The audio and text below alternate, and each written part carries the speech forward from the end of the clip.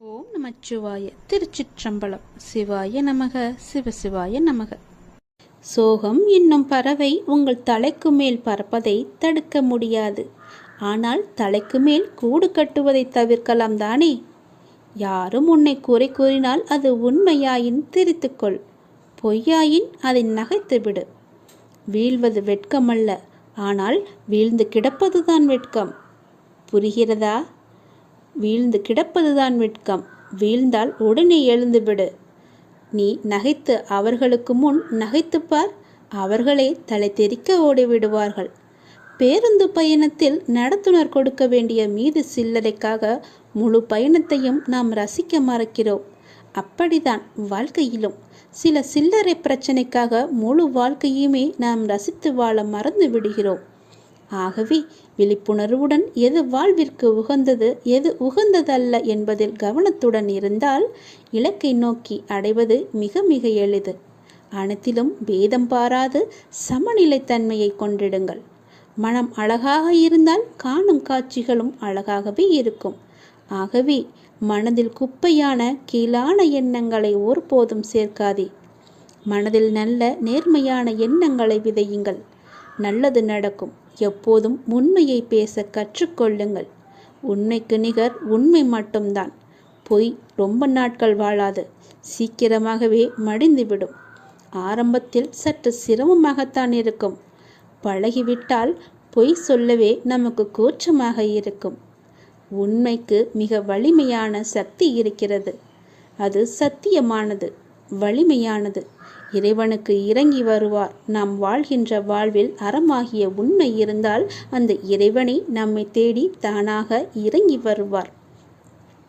வாழ்கின்ற வாழ்வில் அறமாகிய உண்மை இருந்தால், அறமாகிய உண்மை இருந்தால் மட்டுமே இறைவன் நம்முடன் கலந்து விடுவார். ஆகவே உண்மை, நேர்மை, சத்தியத்தை எல்லாம் கடைபிடித்து வாழுங்கள். நீங்கள் வாழ்வதில் உயர்வது சென்னம். உங்கள் வாழ்வை யாராலுமே எதுவுமே செய்ய முடியாது. உண்மைக்கு அழிவே கிடையாது. அதை முதலில் தெரிந்து கொள்ளுங்கள். உண்மை சொல்லுவதால் என்ன ஆகிவிடப் போகிறது? ஒரு பொய்யை சொல்லி காலம் முழுவதும் குற்ற உணர்ச்சியுடன் இருப்பதற்கு பதிலாக ஒரு உண்மையை சொல்லி நிம்மதியாக வாழ்ந்து விடலாம். அந்த உண்மைக்கு அவ்வளவு நிம்மதியை தரும் சக்தி இருக்கிறது. அதை நீ மறந்து விடாதே. பொய்யை சொல்லி இன்று தப்பித்து விடலாம், நாளை நிச்சயமாகவே காலம் காட்டிக் கொடுக்கும். அதனால் உண்மையாகவே இருங்கள். நாக்கில் வருவது எப்போதுமே உண்மையான பேச்சாக மட்டுமே இருக்கட்டும். நான் உங்களிடம் வருகிறேன். ஒருவர் தனது இறை பக்தியில் முழுமையும் வலிமையும் அடைந்த பின்னர் அவருக்கு பக்தியானது முத்திவிட்டது என கூறுவதும் வழமையே. எனவே முழுமை முதிர்ச்சியடைந்த நிலையே முத்தி, முக்தி என்று சொல்வார்கள். முதிர்ந்த பழம் முதிர்ந்துவிடும், முதிர்ந்த உயிர் இறந்துவிடும். எடுத்த காரியத்தை நீ பாதியில் விடாதே. செய்வதை திருந்தச் செய் என்ற உபதேசம் அனைவருக்குமே பொருந்தும். குருவை அடைந்து மரியாதையுடன் கற்றுக்கொள். கற்றதை மனனம் செய்து உருவேற்றிக்கொள் என்பது எல்லா மாணவர்களுக்குமே பொருந்தும். தொழில்நுட்பத்தை தெரிந்து கொள்ள முனையும் மற்றவர்களுக்குமே உரிய உபதேசம்தான் இது. எதற்காக எனக்கு சொல்கிறேன் என்று கேட்டதை, நீங்கள் ஆசைப்படுவதெல்லாம் கிடைக்காமல் இருப்பது உங்களை ஒரு சிறந்த வாழ்க்கைக்கு கொண்டு செல்வதற்காகவே இருக்கும் என்பதை நம்பு. முடிந்தவரை உங்கள் வேலையை நீங்கள் சிறப்பாக செய்து விடுங்கள். யாரிடமும் உங்கள் வேலையை ஒப்படைக்காதீர்கள். உங்களுக்கு கிடைக்க வேண்டிய அங்கீகாரம் தானாகவே கிடைக்கும். நேரத்தையும் வாய்ப்பையும் ஒருபோதுமே வீணடிக்காதே. அந்த தவறுக்கு எந்த காரியம் செய்தாலும் பரிகாரமாகாது. போன நேரமும் திரும்ப வராது. யாருக்காகவும் நேரம் காத்திருக்காது. பொறுத்துக்கொள். நீங்கள் செய்யும் ஒவ்வொரு நல்ல காரியமும் அதற்கான நன்மைகளை காலம் கடந்தாவது அழைத்து கொண்டு உங்களிடம் வந்து சேர்க்கும். வெற்றி என்ற முகத்துடன் உங்களிடம் வந்து சேரும். நீ நிராகரிப்புகளை எல்லாம் கண்டு நெஞ்சு உடையக்கூடாது. உன்னை யாராவது தூக்கி எறிகிறார்கள் என்றால் இறைவன் உன்னை மேலே தூக்கி விடுகிறான் என்று அர்த்தம். அதனால் நீ பயப்படாதே. தூக்கி எறிந்தவர்கள் போகட்டும், நான் உன்னை தூக்கி விடுகிறேன். தூக்கி எறிந்தவர்களை பற்றியே நீ கவலைப்பட்டு கொண்டிருக்காதே. எதிர்பார்த்து எதிர்பார்த்து ஏமாற்றங்கள் மட்டும்தான் கிடைக்கும். என் வாழ்வில் அற்புதங்களை நிகழ்த்துவேன் என்று நீ நம்பிக்கையுடன் காத்திருக்கிறாய் அல்லவா? உன் தந்தை நிச்சயமாகவே உன் வாழ்வில் அற்புதங்களை நிகழ்த்தப் போகிறேன். சில நேரங்களில் நீங்கள் செய்யக்கூடிய செயல்களை எல்லாம் சிந்திக்க வேண்டாம், கற்பனை செய்ய வேண்டாம். அது ஆச்சரியப்படுவதற்கில்லை. எல்லாவற்றையும் சிறப்பாக செயல்படும் என்று மூச்சு விடுங்கள். நம்பிக்கை வைத்திருங்கள். நான் அப்பா, என்னுடைய அப்பா சிறப்பாக அதை முடித்து தருவார் என்ற நம்பிக்கையோடு நீங்கள் காத்திருங்கள். நான் அவர் மீது வைத்திருந்த நம்பிக்கையும் பக்தியும் பொறுமையும் தன்னம்பிக்கையும் அவர் எனக்கு நிச்சயம் அதற்கான பலனை தருவார் என்று நம்புங்கள். நீ வைத்த நம்பிக்கைக்கு நிச்சயமாகவே நான் கைமாறு செய்வேன். உன் மனதில் எந்த சலனமும் இல்லாமல் இருக்கிறாய். நான் உனது பாவ மூட்டையை தூக்கி நான் சுமக்கிறேன். நீ கவலைப்படாதே, எல்லாவற்றையுமே நானே பார்த்து கொள்கிறேன். நீ எப்பொழுதும் போல சந்தோஷமாக இரு. நீ இப்போது உன் மனதில் ஏகப்பட்ட குழப்பங்களுடன் பதற்றத்துடனும் இருக்கின்றாய். வீணான கவலைகளை உன் மனதில் வைத்து கொண்டிருக்கிறாய். உன் மனமானது, உன் இதயமானது துடித்துடிப்புடன் காணப்படுகிறது. ஏன்? எதற்காக? வீணாக எதற்காக இந்த கவலை? ஏன் இந்த குழப்பம்? எதற்காக இந்த பதற்றம்? ஏன் இந்த துடித்துடிப்பு? நீ முதலில் அனைத்தையுமே விட்டுவிடு. உன் வேலைகளை பார்த்து கொண்டிரு. போகிற போக்கிலேயே போய்கொண்டிரு. எதையும் நீ தூக்கி சுமந்து கொண்டிருக்காதே. அதை முதலில் மறப்பதற்கு என்ன செய்ய வேண்டுமோ அதை செய். உன்னுடைய மனம் அதிலேயே லயித்து இல்லாமல் வேறு பக்கம் திருப்பு.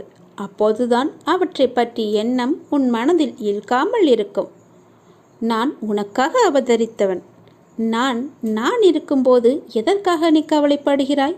உன்னை நல்லபடியாக உயர்த்த உனக்காக பாடுபட்டு கொண்டு நான் இங்கே இருக்கிறேன். தயவு செய்து நான் உன்னுடன் இருப்பதை நீ உணர்ந்து கொள். நான் வருவதற்கு முன்பும் வந்ததற்கு பிறகும் நடந்து கொண்டிருப்பதை நீ உணர்ந்து கொள். நான் வருவதற்கு முன்பு என்ன செய்து கொண்டிருந்தாய், நான் வந்த பிறகு எப்படியெல்லாம் உன்னுடைய பிரச்சனைகள் தீர்ந்தன என்று கொஞ்சம் திரும்பிப்பார். உன்னை எப்படி நான் கைவிடுவேன் என்று ஒரு நொடியில் நீ நினைத்து விட்டாய்? உன் அப்பா உன்னை பார்த்து கொள்ள மாட்டேனா? உன்னை அவ்வளோ சீக்கிரம் விட்டு விடுவேன் என்று நினைக்கிறாயா? உன்னை அனைத்து திசைகளிலிருந்தும் பாதுகாத்து கொண்டிருக்கிறேன். நான் இருக்கும் இடத்தில் எவரையுமே நெருங்க விட மாட்டேன். நான் உனக்குள்ளே நீக்கமர நிறைந்திருக்கிறேன். என் கண் பார்வை உன் மீது விழுந்து கொண்டிருக்கும் போது எந்த கெடுதலும் வந்து உன்னை துன்புறுத்திவிட முடியாது. தெரிந்து கொள். எந்த துன்பமும் உன் அருகில் கூட வர பயப்படும். நான் இருக்கிறேன், நீ பயப்படாதே. உனக்கு வரும் பிரச்சனைகள் எல்லாமே சிறு சிறு வகைதான். பயப்படாதே. பெரிதாக ஒன்றையும் நான் கொடுக்க மாட்டேன். கொஞ்சமாவது உனக்கு பக்குவம் வேண்டும் என்பதற்காகத்தான் இதையெல்லாம் கொடுத்தேன். சின்ன பிரச்சனையை பெரிதாக பார்க்காதே. மனதில் போட்டு குழப்பத்தை ஏற்படுத்தாதே. உன்னை நீயே பதற்றப்பட வைக்காதே. வீணான கவலைப்பட்டு உன் உடம்பை நீ வீணடிக்காதே. உன் இதயம் சீராக துடிக்க வேண்டும். அப்பொழுதுதான் நீயும் நன்றாக இருப்பாய். எப்படி என் வேண்டுகோள்கள் அனைத்தையும் இப்படி நிறைவேறியது என விரைவிலேயே நீ ஆச்சரியப்பட போடுகிறாய். கவலைப்படாதே குழந்தையே. என் கண்ணிலிருந்து வரும் அருள் கதிரால் நீ பாதுகாக்கப்படுகிறாய். அதனால் நீ கவலையை விடு. என்னுடைய கண்ணின் ஒளி உன் மீது இருக்கிறது. என் பார்வை முழுவதுமாகவே உன் மீது மட்டும்தான் இருக்கிறது. என்னை மீறி எதுவுமே உனக்கு நடக்காது. பயப்படாமல் தைரியமாக இரு. சந்தோஷமாகவே வைத்துக்கொள். நீ எப்பொழுதும் அமைதியாகவே இருக்கக்கூடாது. யார் உன்னை கீழே நோக்கி விழ செய்தார்களோ அவரை நோக்கி நீ மேலே எழு.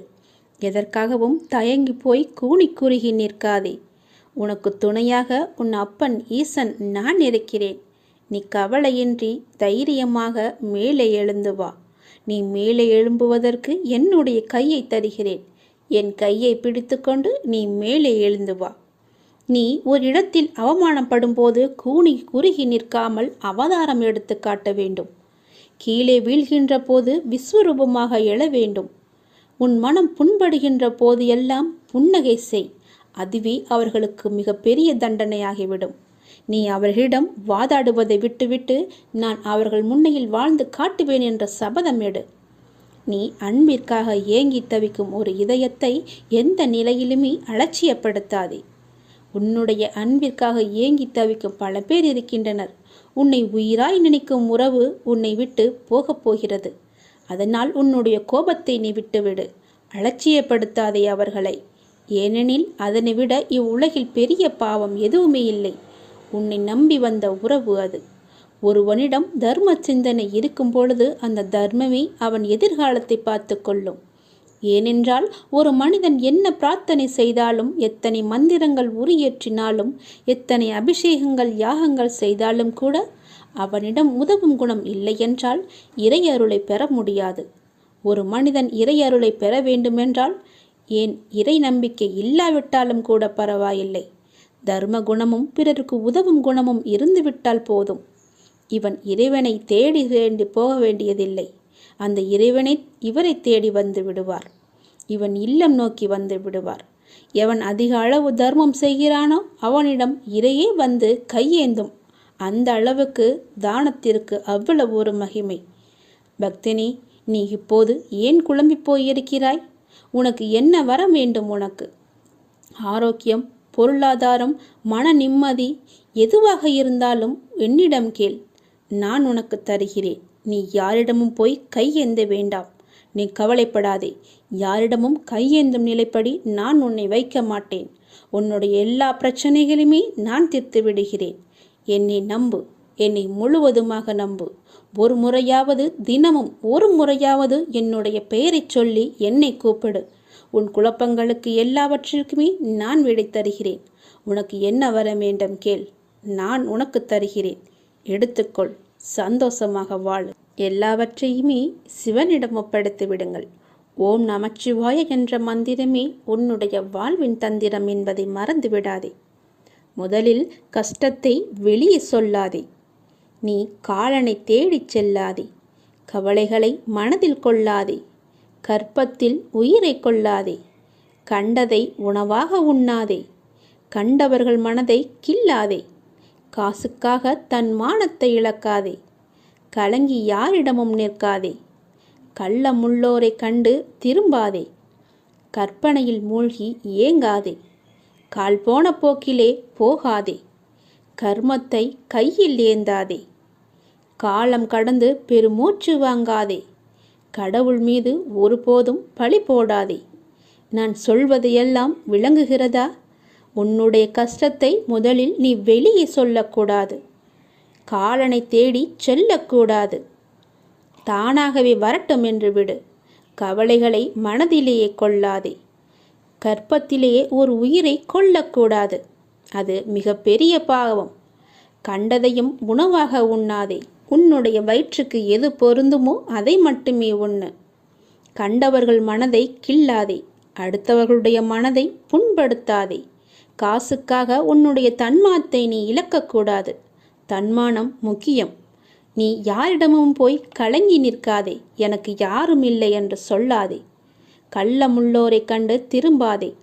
அதாவது வஞ்சக எண்ணம் உள்ளோரை கண்டால் நீ உடனே திரும்பி வந்துவிடு. அவர்கள் முகத்தை கூட பார்க்காதே. கற்பனையிலேயே மூழ்கி ஏங்காதே. பேராசைப்படக்கூடாது என்கிறார். கால் போன போக்கிலே போகாதே. எங்கு வேண்டுமானாலும் போகலாம். கால் போன போக்கில் போனால் செல்ற இடம் கூட தெரியாது. கர்மத்தை கையில் ஏந்தாதே. நல்லதை மட்டுமே செய். உன் கர்மா எல்லாமே அழிந்துவிடும்.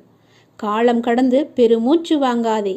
நேரம் உள்ள போதே தூற்றிக்கொள். நேரம் போனால் பிறகு கிடைக்காது. நேரம் மிக அற்புதமானது. திரும்பி வராது. கடவுள் மீது ஒருபோதும் பழி போடாதே. யான் கேட்டு என் கடவுள் எனக்கு செய்யவில்லை என்று அவரை திட்டாதே. அவருக்கு தெரியும் உனக்கு எப்போது எப்படி செய்ய வேண்டும் என்று. கடவுளுக்கு தெரியும். அவருக்கு தெரியாமலையா நீ வந்தாய்? கடவுள் மீது ஒருபோதுமே பழி போடும் எண்ணத்தை விட்டுவிடு. அவன் அப்பா எல்லாவற்றையுமே பார்த்து கொள்வார் என்ற நம்பிக்கையோடு இரு. நீ நினைத்த செயல் விரைவிலேயே என் ஆசையுடன் நடக்கப் போகிறது. உன்னை சரியான நேரத்தில் நான் கரம் குழித்து இழுத்து வந்து விட்டேன். நீ பயப்படாதே. எல்லாமே என்னுடைய ஆசைப்படியே நடக்கும். வாழ்வில் நடைமுறையில் உள்ள சில விஷயங்களை யதார்த்தமாக நீ புரிந்து கொண்டால் இன்பத்தையும் துன்பத்தையும் சமநிலையில் ஏற்கலாம். நீ முயற்றுப்பார். என் துணையோடு எல்லாவற்றையுமே போராடிப்பார்.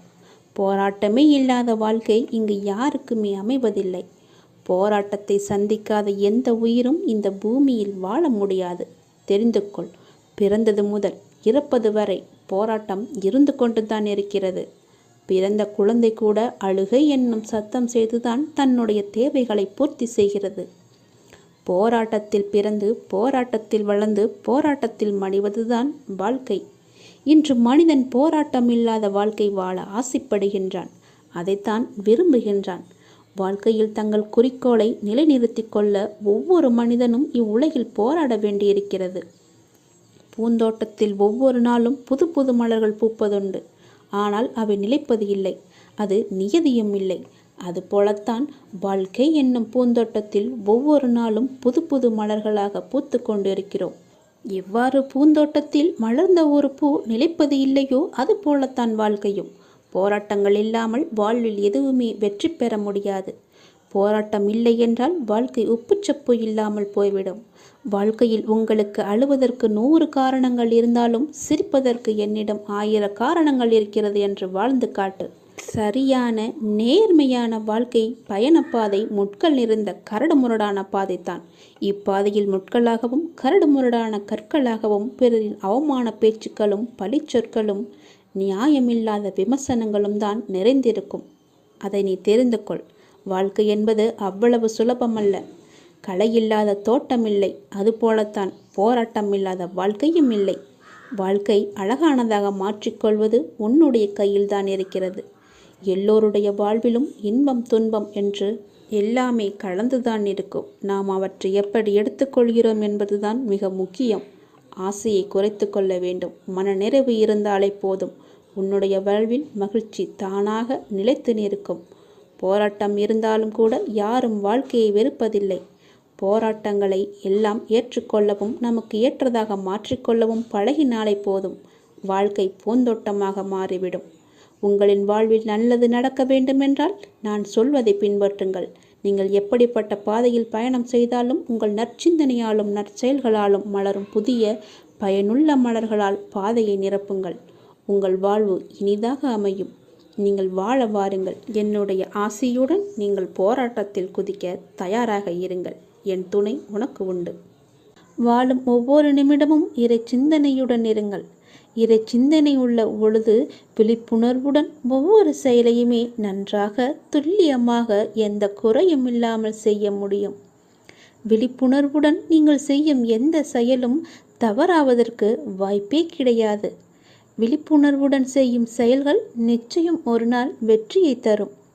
உங்களுக்கு கிடைக்கும் வெற்றிக்கும் தோல்விக்கும் நிச்சயமாக ஒரு காரணம் இருக்கும். இரண்டையும் ஒன்றாக எடுத்துக்கொள்ள நீங்கள் முயற்சி செய்யுங்கள். வெற்றிக்காக மட்டும் செயல்களை செய்யக்கூடாது. ஒவ்வொரு செயலையும் இறைவனுக்காக நீங்கள் செய்யுங்கள். உங்களை படைத்த கடவுளுக்காக செய்யுங்கள். எந்த ஒரு எதிர்பலனையும் பார்க்காமல் எதிர்பாராமல் எதிர்பார்ப்புகள் இன்றி நீங்கள் செய்யும் ஒவ்வொரு செயலுமே அந்த இறைவனை போய் சேரும். உங்களுடைய புண்ணிய கணக்கில் சேரும். அதற்கு நிச்சயமாக பல மடங்கு பலன்கள் உங்களை தேடி தானாக வந்து சேரும். ஒவ்வொரு நாளின் முடிவிலும் நீங்கள் இறைவனுக்கு நன்றி சொல்ல பழகுங்கள். கண்டிப்பாக அன்றைய நாளில் நன்றி சொல்வதற்கு என்று ஏதேனும் ஒன்று நடந்திருக்கும். அதை நினைத்து இறைவனுக்கு நீங்கள் நன்றி சொல்லுங்கள். விடியும் பொழுது இறைவனின் ஆசியுடன் தொடங்குங்கள். முடியும் இரவும், அதாவது அன்றைய நாளின் முடிவும் இரவும் நன்றி சொல்லி உறங்குங்கள். மறுநாள் காலை உங்களுக்கு நல்ல நாளாகவே அமையும். இன்று எங்களுக்கு அமைத்து கொடுத்ததற்கு மிகவும் நன்றி இறைவா என்று இறைவனுக்கு நீங்கள் நன்றி சொல்லுங்கள். ஒவ்வொரு நாளின் தொடக்கத்திலும் இறைவன் மீது முழு நம்பிக்கையுடன் நீங்கள் தொடங்கி பாருங்கள். உங்கள் வாழ்வு எப்படி இருக்கிறது, அன்றைய நாள் எப்படி அமைந்திருக்கிறது என்று தானாகவே தெரிய வரும். எழுந்திருக்கும் பொழுது சட்டென்று எழுந்திருக்காமல் இறைவனின் பெயரை சொல்லிவிட்டு எழுந்திருங்கள். நன்றாகவே இருக்கும். ஒரு நிமிடம் சுதாரித்து கொண்டு பிறகு ஏந்திரியுங்கள். அப்பாவின் பெயரை சொல்லி எழுந்திரியுங்கள். உங்கள் வாழ்க்கை மீது உங்களுக்கு இருக்கும் அக்கறையை விட உங்களை படைத்த இறைவனுக்கு நிச்சயமாகவே அதிக அக்கறை இருக்கும். நம்புங்கள், நன்றாக நீங்கள் வாழ்வீர்கள். இதனை உணர்ந்தால் இறைபலமும் மனோபலமும் உங்களிடம் அதிகரிக்கும் தானாகவே. இறைவனின் அருளும் ஆசியும் உங்களிடம் நிறைந்திருக்கும் முழுவதுமாகவே. எப்போதும் இறைவனின் அருளோடும் ஆசியோடும் நாம் தொடங்கும் நாள் வெற்றி நாளாகவே நமக்கு அமையும். இறைவனுக்கு நன்றி சொல்ல மட்டும் நீங்கள் மறந்து விடாதீர்கள்.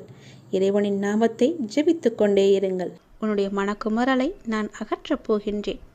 மிக பெரிய வெற்றி உன் அருகில் இருக்கின்றது. நிச்சயம் நடக்கும். நீயே ஆச்சரியப்பட்டும் போவாய்.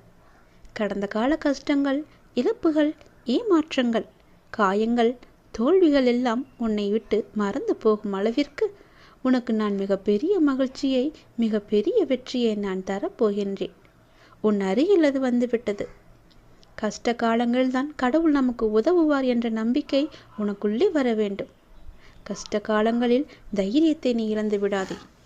உங்களுக்கு நடக்க முடியாத போது சுமக்க தயாராய் கடவுள் உங்களுடனே இருக்கின்றார் என்பதை நினைவில் வைத்து கொண்டால் வாழ்க்கை பயணம் மிகவுமே சுலபமாக இருக்கும். ஒரு மனிதன் ஒரு நெடும் பயணம் மேற்கொண்டிருந்தான். அது அவன் வாழ்க்கை பயணம். நீண்ட தூரம் சென்ற பின்தான் கவனித்தான் அவனுடைய கால் தடங்கள் அருகே இன்னொரு ஜோடி கால் தடங்கள் இருக்கிறது என்று. அவனுக்கோ ஆச்சரியம். சுற்றும் முற்றும் பார்த்தான். யாரும் தெரியவில்லை. சத்தமாக கேட்டான், என்னுடன் வருவது யார் என்று. நான் தான் கடவுள் என்று அசிரீரியாக ஒரு பதில் வந்தது. அவனுக்கோ எல்லையில்லாத மகிழ்ச்சி. கடவுள் என்னுடன் பயணம் செய்து கொண்டிருக்கிறார் என்ற மகிழ்ச்சியில் அவன் துள்ளி குதித்தான். பயணம் மீண்டும் தொடர்ந்தது. அவன் அந்த கால் தடங்களை கவனிப்பதை நாலாவட்டத்திலுமே மறந்துவிட்டான். சுகமாக போய்கொண்டிருந்த வாழ்க்கையில் பிரச்சனைகள் தலையெடுக்க ஆரம்பித்தன. சிறிய பிரச்சனைகள் பெரிதாக ஆயின. துன்பமும் துக்கமும் அதிகமாயின. ஒரு கட்டத்தில் அவன் சமாளிக்க முடியாமல் தவித்த போதுதான் அந்த கால் தடங்கள் நினைவு மறுபடி வந்தது. கூடவே கடவுள் இருக்கும் போதே இவ்வளவு துன்பமா என்று தனக்குள் கேட்டுக்கொண்டவன் கால் தடங்களை கவனித்தான். அவனுக்கோ அதிர்ச்சி காத்திருந்தது. அந்த பாதையில் ஒரே ஒரு ஜோடி கால் தடங்கள் மட்டுமே தெரிந்தன. அவன் சுற்றி பின்னோக்கி பார்த்தான். அவன் கஷ்ட காலம் ஆரம்பித்த கணத்திலிருந்து ஒரே ஒரு ஜோடி கால் தடம் மட்டுமே தெரிந்தது அவனுக்கு. அவனுக்கோ அழுகையாய் வந்தது. கண்ணுக்கு தெரியாத அந்த கடவுளை அழுகையினுடைய கேட்டான். கடவுளே, என் இன்ப காலத்தில் உடன் வந்து கொண்டிருந்தீர்கள். துன்ப காலத்தில் என்னை கைவிட்டு காணாமல் போய்விட்டீர்களே, இது உங்களுக்கே நியாயமா என்று. கடவுளிடமிருந்து பதில் வந்தது. மகனே, நான் உன்னை கைவிடவில்லை. உன் துன்ப காலத்தில் நீ பார்த்த காலடிச் சுவடுகள் உன்னுடையவை அல்ல, என்னுடையவை. இந்த கடின யாத்திரையில் நடக்க முடியாத உன்னை தூக்கி கொண்டு நான் நிறைய தூரம் நடந்து வந்திருக்கின்றேன். அதனால்தான் நீ உன்னுடைய காலடிச் சுவடுகளை காண முடியவில்லை. உன் கஷ்ட காலத்தில் நான் வரவில்லை என்று நினைத்து கொண்டிருக்கின்றாய். ஆனால் உன்னை தூக்கி சுமந்து கொண்டு வருவது நான் தான் என்பதை அறியாமல் சென்று கொண்டிருக்கின்றேன். அந்த மனிதன் கண்களில் நன்றியுடன் வழிந்த கண்ணீர் நிற்க நிறைய நேரம் ஆய்விட்டது. குற்றம் காண்பதில் மனிதன் சமத்தமானவன். அவனுக்கு அதற்கு நிறைய நேரம் தேவைப்படுவதில்லை. ஒரு நொடி போதும். கஷ்ட காலங்களில் உறவும் நட்பும் காணாமல் போவது போல கடவுளின் அருளும் காணாமல் போவதாக அவன் எண்ணுவதில் ஆச்சரியமே கிடையாதே. சுமைகள் கூடும்போது இறக்கி வைக்க வழி தெரியாத போது இருக்கவே இருக்கின்றார் கடவுள். அவனிடம் வசவுகள் வாங்கி கொள்ள வந்த கஷ்டங்கள் எல்லாம் நமக்கு தெரியும். எத்தனையோ கஷ்டங்கள் வரவிருந்து அவை இறை அருளால் வராமல் தவிர்க்கப்பட்டிருக்கலாம். அவை நம் கவனத்திற்கு வராமலேயே போய்விடுகிறது. கடவுள் கணக்கு சொல்வதில்லை. எனவே எத்தனையோ உண்மைகளை நமக்கு தெரியாமலேயே போய்விட்டிருக்கின்றன. துன்பங்களும் சோதனை காலங்களும் வரும்போது நாம் ஒரு பெரிய உண்மையை மறந்துவிடக்கூடாது. எதுவுமே காரணம் இல்லாமல் நம்மிடம் வருவதில்லை என்று. அவற்றில் சில நாம் சம்பாதித்தவை. நம் முந்தைய செயல்களின் விளைவுகள் நாமே வரவழைத்தவற்றை நாம் சந்தித்துதானே ஆக வேண்டியிருக்கின்றது. மறப்பதும் எதிர்ப்பதும் நியாயமல்ல. மற்றவை நாம் வளர பக்குவப்பட தேவையான அனுபவங்களை அது கற்றுத்தருகிறது. நாம் கற்க வேண்டிய பாடங்கள் அவற்றை கற்றறிந்த பின்னரே, அந்த சோதனையில் தீயில் பட்ட பின்னரே நாம் புடம் போட்ட தங்கமாய் மிளிரப் போகின்றோம். அவை நம் வாழ்வில் வராவிட்டால் நாம் சோபிப்பதும் இல்லை. கையால் மென்மையான தடவி கொடுத்தே கல்லை சிலையாக்க முடியாதல்லவா? எண்கள் மட்டுமே வந்து கொண்டிருந்தால் நாம் பக்குவம் அடைவதும் முடியாதல்லவா? சாத்தியமே கிடையாது. உளிக்கு கல்லின் மீது பகை இல்லை. உளியடிகளை தாங்காத கல் அழகிய சிலையாவதில்லை. கடவுள் என்ற சிற்பி நம்மை செதுக்கும் போது அழகிய சிலையாக போகிறோம் என்ற உணர்வுடன் தாங்கிக் கொண்டால் இது அர்த்தமில்லாமல் புரியாது என்பதை நாம் உணரவே மாட்டோம். அது நிச்சயம் ஆனந்தமாகவே இருக்கும் என்பதை உணர்ந்தால் கடவுள் மீது அவன் நம்பிக்கையை நாம் கொள்ள மாட்டோம். இன்னொரு விதமாக சொல்லலாம், மருந்து கசக்கிறது என்று குழந்தை கதறி அழுதால் தாய் விட்டு விட மாட்டாள். குழந்தை குணமாக வேண்டுமென்று அக்கறை அவளுக்கு அதிகமாகவே இருக்கும். பலவந்தமாக மருந்தை குழந்தையின் வாயில் திணிக்கையில் குழந்தை தாயை ஒரு கொடுமைக்காரியாக கூட நினைக்கலாம். குழந்தை என்ன நினைக்கிறது என்பது தாயிற்கு முக்கியம் கிடையாது. குழந்தை குணமாக வேண்டும் என்பதே தாய்க்கு முக்கியம். குழந்தைக்கு எது நல்லது என்பதை குழந்தையை விட பெற்ற தாய் நன்றாக அறிவாள் அல்லவா? கடவுளும் அந்த தாயைப் போலதான். இனி கஷ்ட காலங்கள் வரும்போது கடவுளை திட்டாதீர்கள். அவற்றை தாங்கும் சக்தியை, அவற்றிலிருந்து கற்கும் புத்தியையும் மட்டுமே கடவுளிடம் வேண்டுங்கள். கஷ்ட காலங்களில் தைரியத்தையும் இழக்காதீர்கள்.